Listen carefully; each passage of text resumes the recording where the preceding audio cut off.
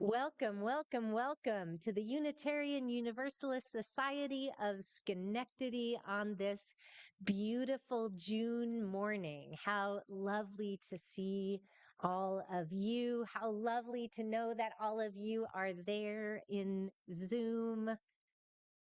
I am Reverend Lynn Gardner. She and they are fitting pronouns for me, and I have the joy of serving this congregation as co-minister in partnership with Reverend Wendy Bartel, and Wendy's name fits where pronouns do not. Why do we bother sharing that? Because in this congregation, it matters who you are, and the care with which we speak of one another matters too.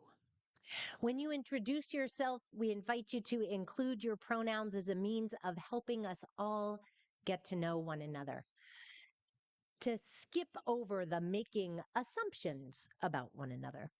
And if you'd like to know more, I'd be happy to talk with you about that after the service. If you are visiting UUSS for the first time, we offer you an especially warm-hearted welcome. We hope that all will stay after the service for refreshments and conversation. Today's worship service is multi-generational for our whole community. Our wonderful childcare staff are in the nursery if your family has kids 5 and under who would enjoy playing there. And as we celebrate our coming together, so too we celebrate the lives of those who are no longer among us. Yesterday, we honored and celebrated the life of longtime member Chuck Curry. His family contributed the flowers on the chancel for today's service in his memory. And now, as we settle more fully into our seats for our worship, let us breathe together. We get to share 2 stories with you today. And our first story is a story of flowers. If you would like to hear it a little bit closer, I invite you to come sit right down here. It is a story about Norbert Capek's flower ceremony, and it was written more or less by Teresa and David Schwartz, who are some of our co-minister colleagues out there in UU land. Norbert Capek was born in Czechoslovakia a long time ago. His mother was a devout Catholic. His father was agnostic. Norbert became an acolyte, or sort of an assistant to the priest, to help in worship when he was 10 years old. That was in 1890 at St. Martin's Catholic Church. In the years that followed, he became very disillusioned. His priest was a cynic. He kind of stopped believing what he was being taught at church. At 18, apprenticed to an uncle who was a successful tailor in Vienna, Norbert found the Baptist church. It really worked for him. He became a Baptist minister. He founded almost a dozen churches from Ukraine to Budapest. Yet slowly, his faith became more and more liberal. He left Bohemia under government threat and accepted a call to serve a Baptist church in New York City. Until one day in 1919. That day, he wrote in his diary, "I cannot be a Baptist anymore." Even in compromise, the fire of new desires, new worlds is burning inside me. Norbert and his wife, Maya, joined a Unitarian church in New Jersey in 1921 for the same reason that a whole lot of you have. Their children like the religious education program. That's the power of Sunday school. That's the power of kids. World War I ended.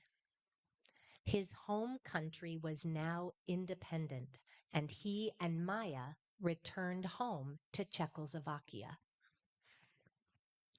Norbert's Unitarian Church was the Prague Liberal Religious Fellowship.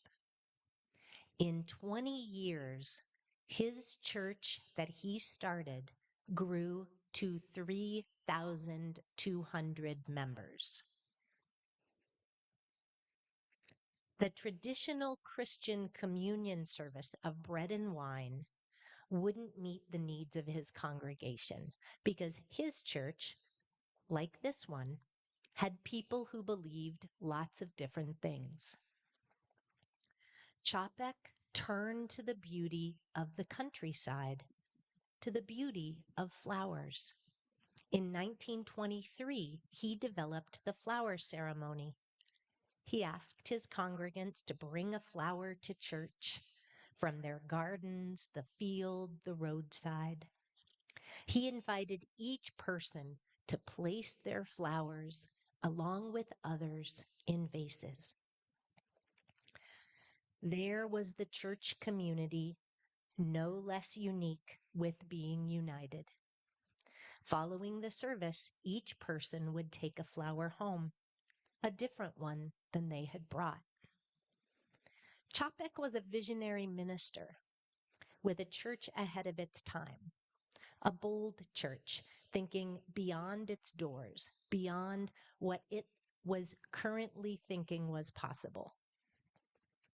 It was a church that was willing to take risks, to make tough decisions, to bear disappointments, to keep showing up even if they were feeling a bit hurt, to build a new way, first by building a church, and that church could build up the world. That's this church. That was Capek's church, a Unitarian church. And then the story gets hard.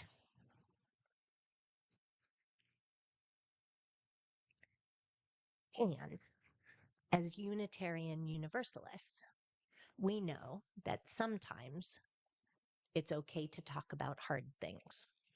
Yeah. Especially if we talk about hard things with care. So Reverend Capek preached the truth as he knew it. And for this, the Gestapo, or the Nazi police, arrested him in 1942. The Nazis accused Capek of listening to foreign broadcasts, and they sent him to the Dachau concentration camp. Even in horrible conditions where people were starving and were being treated really cruelly, he held a flower ceremony with his fellow prisoners, inviting them to find whatever flowers they could among the weeds of the camp. They testified to a beauty larger than themselves and a love that would outlive them. Sadly, the Nazis killed Norbert Capek, but his spirit and commitment live on today. Those qualities have been passed on, some of them to us,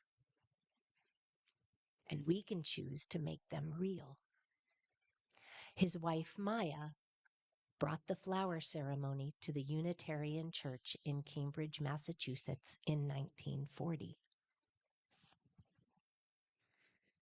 And today, when Unitarian Universalists share in the flower ceremony, it is not a historical reenactment of something over and done, but an affirmation of our continuity with the generations of struggle for ever-widening liberty. This flower ceremony, lovely though it is isn't a diversion from the ugly realities that we are currently facing, but a gentle fierceness which proclaims that in the midst of sinister days, there is always the light of beauty. We are here not to recall something that happened, but to remember something that is happening, to remember, to put it back together. And in that remembering, may we put ourselves back together again, each as a part of the body of this community, out of many, one. Today we celebrate this ritual of solemnity and joy. As Capek asked his people to bring a flower and celebrate beauty, so shall we throughout this morning.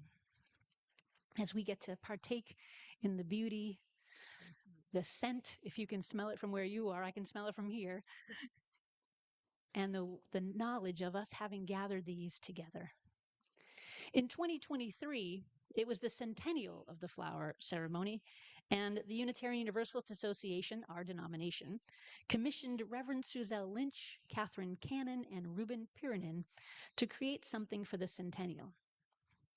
They wrote a song cycle, which is a few readings and some music, sometimes known as a cantata. And it was called Beauty Calls Us Together.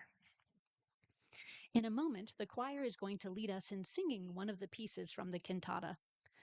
Reverend Suzelle wrote about the experience.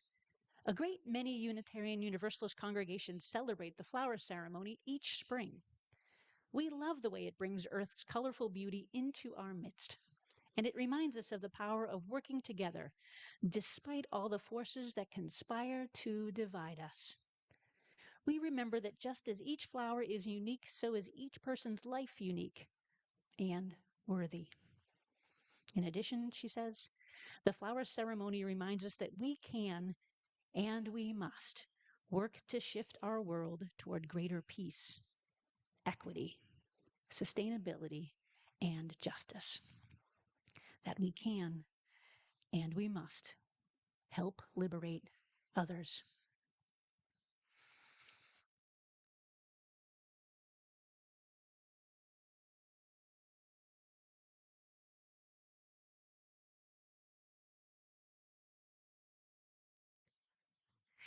That was really fun to share. Thank you, Miranda and HB. It also had some really important messages along with being fun and enthusiastic.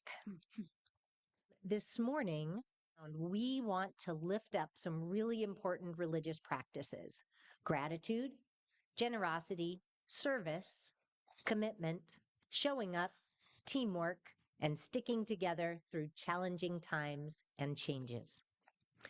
On any Sunday here at UU Schenectady, there are about 12 to 16 volunteers in the hall and on Zoom that support this congregation and the time that we gather in community for our worship services. There are people who help with decorating the chancel or helping with rituals, kindle the chalice or read the bond of union, help tell the story, offer rides. There are greeters, welcome table folks, ushers, a tech crew, security, beverage servers, whether coffee or tea or in the summer, lemonade, and of course, dishwashers, plus worship associates or guest worship leaders, depending on the Sunday. There are the folks who prep the Christmas Eve candles and move tables in and out of the circle. In some services, like today, we're blessed with guest musicians or the choir. And that adds up to another 18 or so people who attend weekly rehearsals and show up to contribute their bit of beauty. If you are one of the people who volunteer for Sunday worship services in one or more of these capacities at some point throughout the year, would you please rise or raise a hand? If you're in our Zoom sanctuary, you can raise your hand too. Woo! There are so many people that participate. Thank you. Thank you. There are also lifespan religious education programs on Sunday, as well as several other days of the week, with so many amazing volunteers. The vision statement of UUSS says we will nurture mind and spirit through lifelong learning, engagement, and growth. And that is what lifespan religious education is all about. If you volunteer for Sunday religious education for children and youth in any capacity, or if you have offered adult faith development opportunity classes, would you raise your hand or rise? Zoom to. Zoom too? Yep.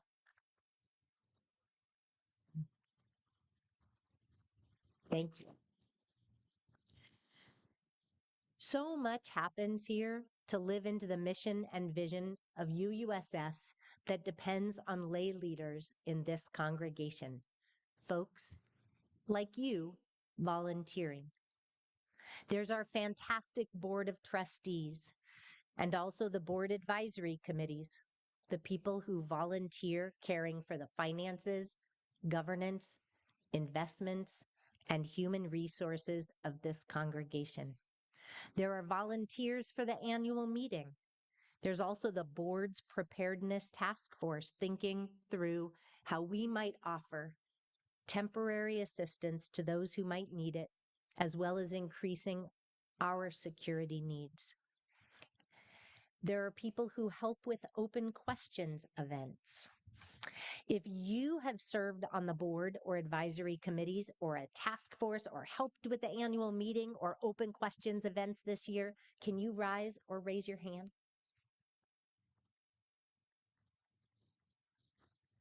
Thank you. Thank you.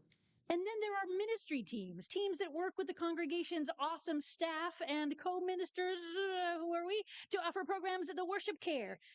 Worship, care for one another, live with compassion, create justice, and celebrate with joy.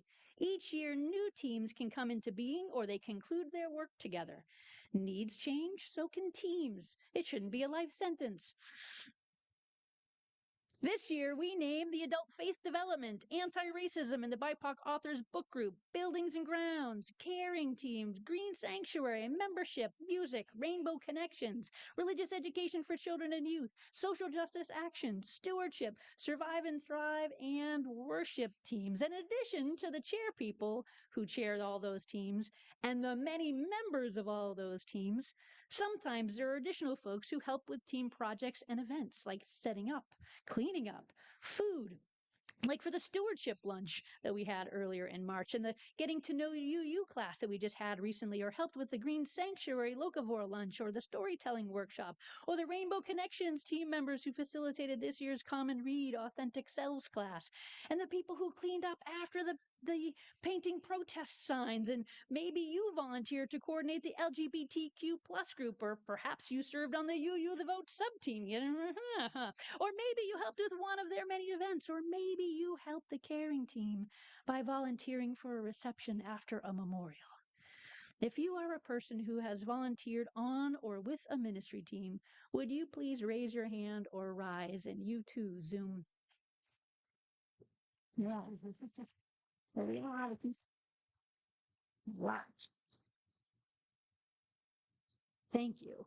And throughout the year, there were opportunities to volunteer for a short term or a special project, a Peter Mayer concert fundraiser, a garden party work day, reorganizing the kitchen, the coffee house and dessert auction, a building work party to change out light bulbs and insulate outlets, and the start of year potluck picnic, and the ice cream social we had last weekend, and the holiday hangout in December, and game nights. Or maybe you participated in the climate justice revival last fall. If you volunteered to make any of these special projects happen, would you please rise or raise your hand? Zoom 2. Thank you. And the fun continues. UUSS also has two auxiliary organizations, the Women's Alliance, also known as the Daytime Alliance, and the Evening Branch of the Women's Alliance, or EBWA. Their programs offer opportunities for connection, education, and service. If you are part of the leadership of the Alliance or EBWA, or you volunteer with setup and or cleanup, would you please raise your hand or rise? Yeah. Thank you. And there are all the little things, the things that maybe you assume that no one else has noticed that you did. Maybe you tidied up the coat closet, or you picked up the teal hymnals after worship, or you tucked the hardback ones in the bench, or you helped someone find the bathroom, or you wiped up a spill, or any one of any number of dozens of things that happen anytime anyone gathers here. We do notice, at least most of the time. And when we don't, it still matters that you do those things. Because all those little things are part of something larger, the care for one another and the care for this congregation. And you can place a hand on your heart for all the little ways that you know in your heart that you help that happen.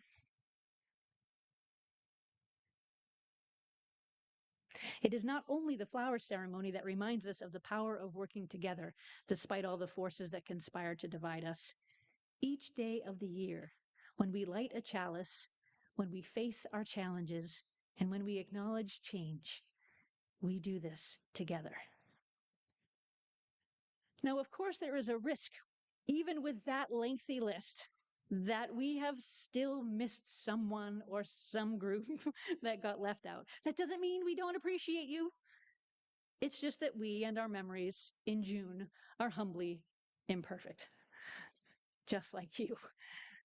Thank you, you too, if you feel like we forgot something. And whoo boy, that's a lot. If you raised your hand one or more times, I invite you to get that little item that was in the basket. One side is a mirror. And if you just take a look in that little mirror, if you're a person who raised your hand, and just know that we are really grateful for the person in that mirror, the person holding that mirror. We are grateful for you. Like we heard in our story this morning, woohoo, you're doing great. And if you haven't yet found a way to volunteer here that is a good fit for you, or if you are new or haven't been here in a long while, we want you to take a look in your mirror now. Go ahead. Know that there is a special place for the person in your mirror, the person holding that mirror. There's a special place for you here. And we can't wait to find out what it's going to be. Woohoo! You're doing great already, just for being in this circle. Each spring, UU congregations all over the country and Unitarian congregations around the world have a flower ceremony inspired by Norbert Capek. We invite kids who would like to help with today's flower ceremony to come join HB here on the chancel, and the worship associates will be giving each kid up here a basket of flowers to just hold for now. It's good. Today, here at UUSS, we carry on the flower tradition. Even in the presence of violence, hatred, loss, climate chaos, and apathy in the world, we can choose peace, life, sustainability, compassion, and beauty. Many of you brought flowers. If you forgot a flower or didn't know to bring one, not to worry. There is an abundance of beauty for all to share this morning. If you're here on Zoom, we invite you to find a flower near where you are to have on screen with you at the end of the ritual, where we can share who's here on Zoom, if it works out. This tradition is about relationship, our own unique manifestations of existence and of beauty. These blossoms and blooms have traveled to be here or are with you online to be beautifully gathered, just like us, beautifully gathered. And with this ceremony, the flowers you brought get to make someone else's life more beautiful as they leave here. It reminds us of this poem by UU minister and poet Lynn Gardner. What a gathering The purple tongues of iris licking out at spikes of lupin, the orange crepe skirts of poppies lifting over buttercup and daisy. Who can be grim in the face of such abundance? There is nothing to compare, no need for beauty to compete. The voluptuous rhododendron and the plain grass are equally filled with themselves, equally declare the miracles of color and form. This is what community looks like. This vibrant jostles stem by stem, declaring the marvelous joining.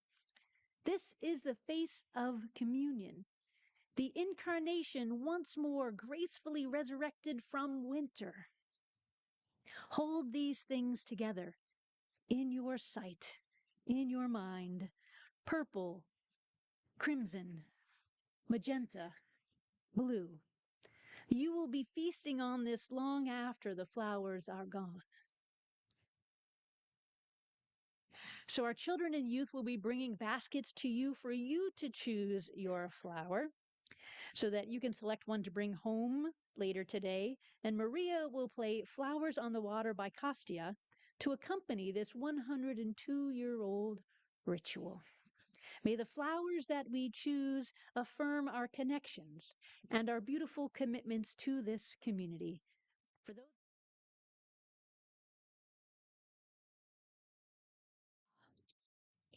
All around the room, across the country, we have folks on Zoom. So much beauty. If you have folks at home who couldn't make it today and would appreciate a flower, know that there is an abundance of beauty to share. Or if you'll be seeing someone else in the congregation who might live nearby you, you could share one that way. A prayer from the Reverend Norbert Capek, a blessing of the flowers and the flower holders. Infinite Spirit of life, we ask thy blessing on these, thy messengers of fellowship and love. May they remind us, amid diversities of knowledge and of gifts, to be one in desire and affection and devotion to thy holy will. May they also remind us of the value of comradeship, of doing and sharing alike. May we share friendship as one of thy most precious gifts. May we not let awareness of another's talents discourage us or sully our relationship, but may we realize that whatever we can do, great or small, the efforts of all of us are needed to do thy work in this world. Amen.